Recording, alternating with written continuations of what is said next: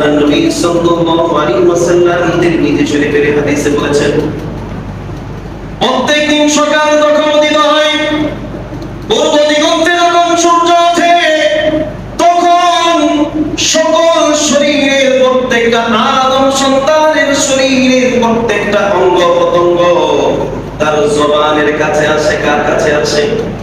আমার আপনার প্রত্যেকটা অঙ্গ প্রত্যঙ্গ আছে না নাই? আরো জোরে বলেন আছে না নাই? আল্লাহর নবী বলেন প্রত্যেকটা অঙ্গ প্রত্যঙ্গ জবানের কাছে আইসা তারা আকুতি করে। কি করে?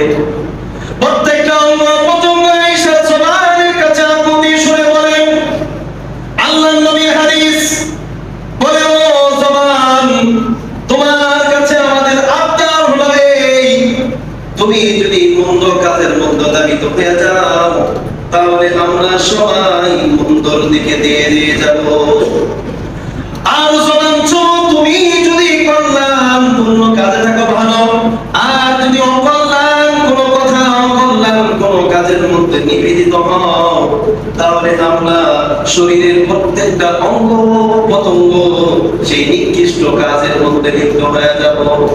প্রত্যেকদিন আদম সন্তানের কাছে আইসা, জবানের কাছে আইসা এই আবদার সমগ্র অঙ্গ প্রত্যঙ্গ জবানের কাছে বলতে থাকে। বলেন না সুবহানাল্লাহ। এই হাদিস দ্বারা আল্লাহর নবী বুঝাইলেন যে প্রত্যেকটা অঙ্গ প্রত্যঙ্গের আবদার হলো জবান, এমন কোন খারাপ কাজ করিল না যার কারণে আমরা জাহান্নামে যাই, এমন কোন কাজ করিও না যে কাজের কারণে জাহান্নাম আমাদের জন্য ওয়াজিব হয়, বরঞ্চ এমন কাজ করো যে কাজ করলে আমরা